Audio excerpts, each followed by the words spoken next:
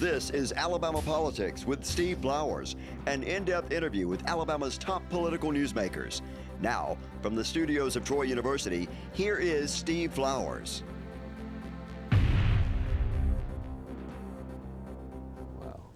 I'm Steve Flowers, and welcome to Alabama Politics. Folks, we're very fortunate tonight to have as our guests two of my favorite guys in Alabama politics, and they're two good close friends, Senator Kirk from here in Montgomery, and McArthur, the longtime head of the State Employees Association in Alabama. Mac's a lifetime friend and one of my closest political friends. We talk politics all the time, and probably one of the smartest people in Alabama politics I've known. I've got about 10, maybe 5 cadre friends I talk to, but Kirk Hatcher's getting in that elite group.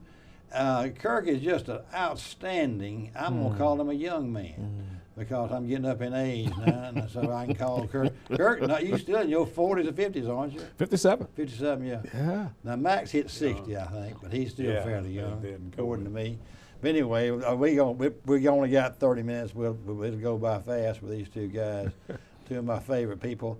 I kind of want to give y'all a background on y'all. Y'all have seen Kirk and Mac on my show a lot. I have them on periodically. Mac's been my lifetime friend. He grew up in Houston County and Ashford. And our families were intertwined, and friend-wise and long-time friend-wise, and we've been friends since a long time ago. And Kirk and I are becoming close friends. But they come on periodically. But Kirk, you represent. You grew up here in Montgomery. We've talked about this last time you were on the show, and hit on this a little bit. Tell us about your district and how you were born and raised right here in Montgomery. Yes. And I picked up on the show we can do. You grew up here in Montgomery, and you still go back to the church you grew up in. And I've said this over the years, and Mac will probably agree with this, that Montgomery to me is just an overgrown Troy or Prattville or Dothan, because everybody's kin. That's right. Birmingham's really like a small Atlanta, but Montgomery's an overgrown. Troy. Oh yeah. You know, or Wetumpka, because y'all all know everybody knows everybody been kin to each other. Absolutely. You better be careful what you say. Yeah, I mean but so Kirk grew up right here in Montgomery, and his mama was a well-known seamstress and everything, and and he's back at the church he grew up singing in when he was a little boy. He's still singing in it, and he's represents Montgomery. He's the only Montgomery resident senator that Montgomery's got. Chambliss and Barfoot come in here, but they don't. Chambliss don't come into Montgomery though. Not Chambliss, Barfoot. Barfoot does, and that's that Pike Road and everything. But he's back here. But I want to hit on one thing. Talk about you growing up in Montgomery and your roots here and your district, and also about the Morehouse thing. I love, and Mac knows this story, very much. But Montgomery has got a legacy going with the Montgomery Morehouse connection, and it goes to other cities in the South. That's true. Too. That's true. But you really are kind of the father of that group. I know Stephen Reed's older brother went to Morehouse, didn't he? But he was older than you, wasn't he? No, he's younger. Okay, so Kirk Hatcher, the state senator here in Montgomery, right here, went to Morehouse. After him, Greg Griffin, the circuit judge. Well, and Greg Griffin is older than me. Okay, so Greg was before you then. That's right. He finished in 1980. Okay, so, but let me tell you this Montgomery connection. Your state senator, Morehouse man. Your mayor, Stephen Reed. Correct. Morehouse man. Probate judge. Probate judge, J.C. Love, Morehouse man.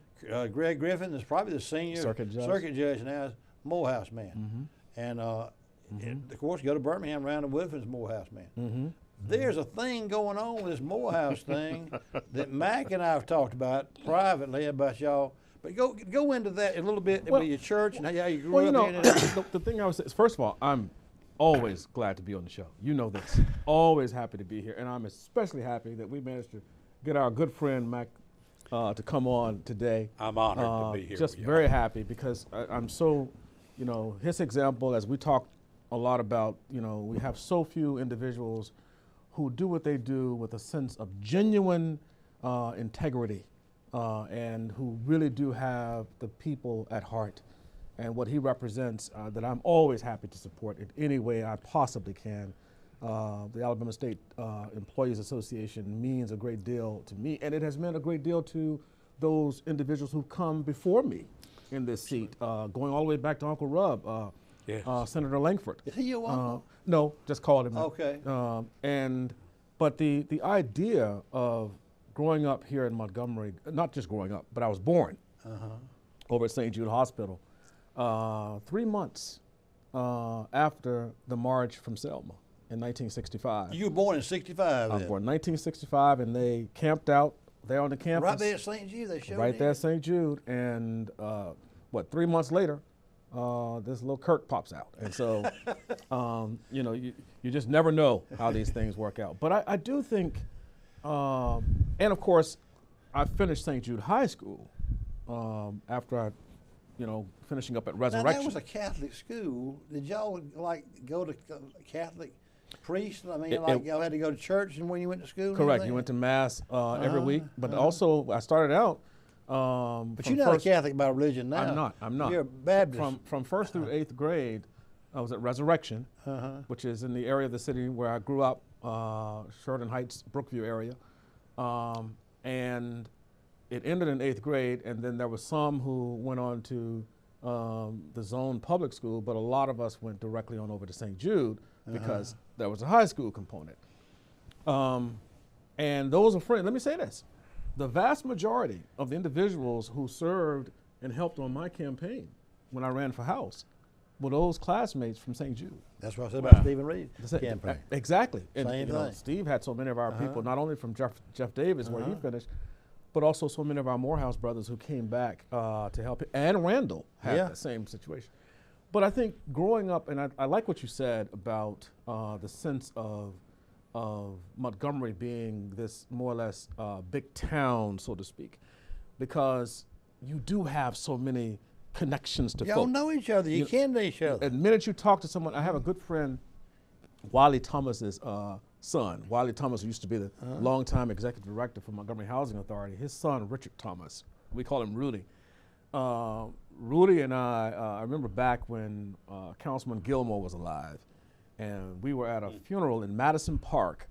In fact, it was the brother of Attorney Solomon Say and Dr. Wilson. Did you know him well, Solomon Say? I worked with him. Okay. That's right. I was his paralegal. I did not know that. That's right. I worked with him for about 4 years. Small world, isn't it? Oh, my God. And so legendary lawyer. Oh yeah. Legendary man, brilliant man. You know, people don't know it, but Mac's a doggone good lawyer. He's a former. I didn't know you were a lawyer. He's a former DA. You didn't know that over in No. Tuskegee. He was Macon County's district attorney, for years. I was deputy DA for Macon County for 5 years. Is that right? Best job I've ever had in my life, other than what I do now. Yeah. He was head of the ethics commission too. Did you not know that? No. He was head of the ethics commission for years. See. So you didn't know that, Kirk? See, let me tell you. See, Matt McArthur was a legend in Alabama. Oh my God. Shoot. He not only knows more about Alabama politics than anybody, he grew up in it. He worked for Baxter. He was the chief of staff for Bill Baxter, lieutenant governor. And then he went on to head the ethics commission, and he went over and was DA of Macon County Good God Almighty. for 5 or 6 years. Yeah. And just a humble. And came back to head the state employees. How many years now, Matt? 25 years. That's what I thought, 25 years. Congratulations. We took our oldest daughter when she was fairly little. I was giving a talk to a civic club. I took her with me, and somebody was kind like Steve and introduced me, and they elaborated like he did. And when I got in the car, we were going back home, I said, well, sweetheart, what did you think about Daddy's talk? And he said, it was okay, and I knew I hadn't done something right. And she said, well, Daddy, it sounded like you couldn't keep a job very long. His daddy and my you were talking about before the show, my uncle and his daddy were best friends. I mean, but not only taught school together, we worked together. But if you see the opening of my show, his daddy in his retirement years was a curator for the Capitol, and he would give tours, and he's on the front of my thing because that does it. But back to your time growing up, here I'm not trying to make Montgomery sound like a hick town. I'm just saying it's just that Montgomery people, Connections. white and black, know each other and are kin to each other. I mean, it's like, it's not. It's just y'all should go back generations, just like Mac and I do, and I was being from a small town. I was listening to that, and I think that's the beauty of long relationships, right? And that you not only is it does it manifest itself in the friendship that you all have maintained over these many years, but your families that are connected. And I think for so many of us in the community, there was that family connection. The village was real then. And so one of the things that you had were the people who, whether they said it or not, there was a certain expectation that they had of you that kind of harkens back to, I think, the scriptural piece where it talks about to whom much is given, much is required. And what I'm hearing in Mac's example as well as yours is how you all are continuing to offer your expertise, your skill, your talents to the community. And remember, before we went on, we were talking about models. People needing those role models. And our young people are desperate for them. Because what they do have in social media is a lot of what's happening in cyberspace. You're not touching folk. You're not having those conversations, as my grandma would say, eyeball to eyeball. And almost at a point where you can just sense from whence they've come, almost looking into the soul, so to speak. Senator, I'll tell you one thing I've picked up is you and Mac think a lot of each other. I mean, last time we talked was a couple of weeks ago, and we said, what about me and Mac being on together? I know that we'll do this more often, but I kind of want to touch base on something. You're the only state senator from Montgomery, and I share a portion of it with Senator. But you're only a resident state senator. Right. But what I'm saying is that Mac has a similar interest in that probably the majority of you may have the most state employees of any senator in the state, I would think. He and Senator Barfoot have about the same. About the same. I think Senator Hatcher has the most. It's certainly Senator Chambliss has a tremendous amount of state employees as well. Well, that's what I'm getting around to saying is I do have, because this is a Montgomery-based television show, I like to have you and Senator Barfoot and Senator Chambliss and Mac on about once a year or so, because the Montgomery people want to know what's going on in y'all's view from the legislature. But you learn so much more every time you visit. But what I'd like to do, with you having so much in common with Mac, with so many state employees, but Mac and I having this interesting history that we do, and you do too.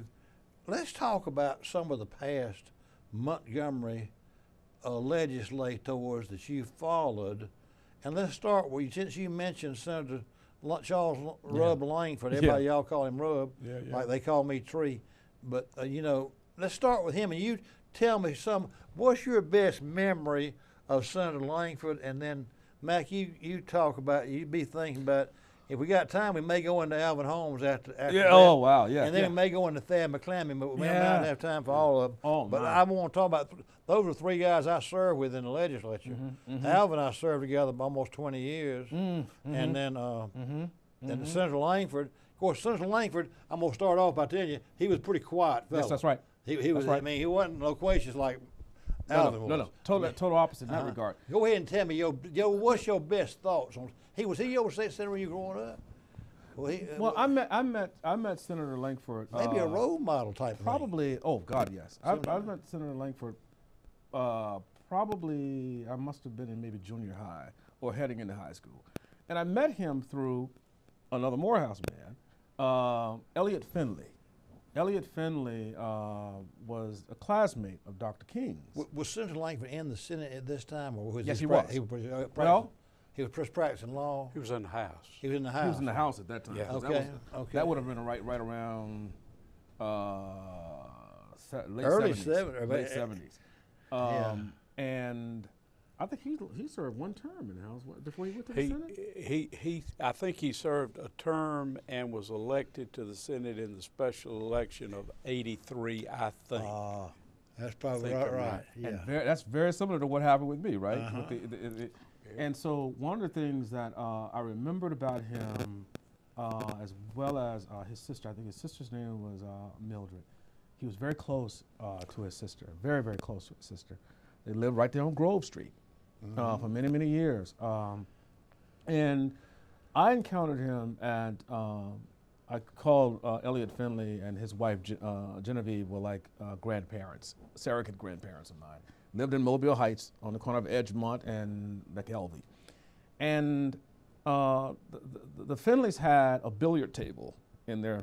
Was Finley? Was he a lawyer professional? No, Finley was actually a health Okay. guy. He worked in the Alabama State Now, health lab. what was his tie to Senator Langford? They were just close friends. Okay, they weren't kin. No, they weren't kin. I don't know. They could have been, but now I know the wife was from Chamber. Clanton is in Chilton. She's from Chilton County, but that billiard table that they had was a table. If you read Taylor Branch's book, Pardon the Waters, he talks about Elliot Finley, and he talks about that billiard table that Dr. King, when he was living here, would go over and play pool on that table.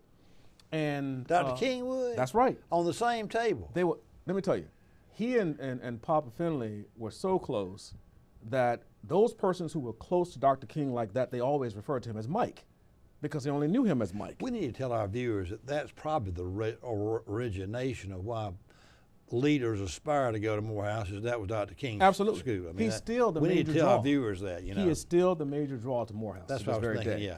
yeah. And honestly, I knew that Uncle Rub had gone to Case Western to law school. Always humble, understated, just didn't, but I understood that Senator Langford could fall asleep in the Senate chamber and wake up and still be as sharp as a tack on what happened and what needed to happen. But I do think, seeing that level of humility in leadership and recognizing this kind of integrity to that role meant a lot to me to see it. To see people who, for the most part, because we wanted to have our best representing us as and he was one of those individuals. Which goes back to the point you and Mac were talking about prior to the show when y'all were visiting, to role models. Y'all got off on that. Yep. So Senator Langford would have been one of your role Oh, models. yes. Subconsciously, you may have aspired to go to the Senate like he did. Do you think you ever did? I when you never grew up, did. did you think you were going to be involved? I'm one of those few guys who, even to this very day, I love what it means to be in public service, but I am one of those reluctant politicians.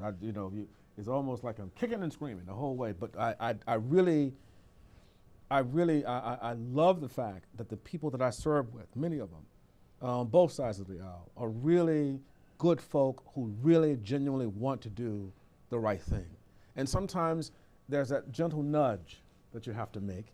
And thank God for the folks like Mac and others who are able to do that without people being offended, just simply reminding you of why you're there. Why you're there. And it's got to be about all of our people in the state. And we're not just simply talking about this, we're actually trying to walk the walk. Yeah. It's about so many of our folks. I was saying to Mac off camera how I love, taking those drives on the back roads. And just this past week, I was down in the Wiregrass speaking in Dothan.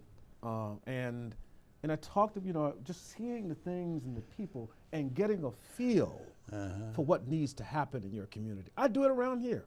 I drive around Montgomery trying to see where can we make the difference for those who have been, in many instances, left behind.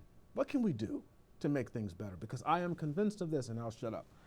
I am convinced that when we raise the quality of life of most folk, if not all, things like these criminal pathologies go down. You don't have, because people have a reason to live. They want to participate in the what life has to offer them. Whether it's to go out to have a nice meal or see a movie or any number of things, but we have to make some of those things, if not all of them, at least available to folk. And I'm always looking at what can I do in this, maybe short time in public life, in public office, to help facilitate that? What can I do? Mac, tell me your best memory of Senator Langford and of Representative Alvin Holmes. May I start with this? Yeah.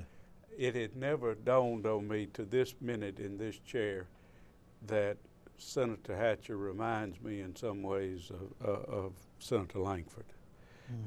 Be it his humility, his brightness, his caring, his giving a rip.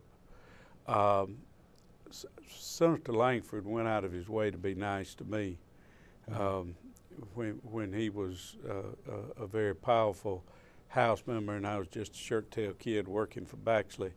But he continued on to be such a close ally as Senator Hatcher has become, of caring about state employees and wanting to make sure that active and retired state employees had a good life and were treated decently, paid decently.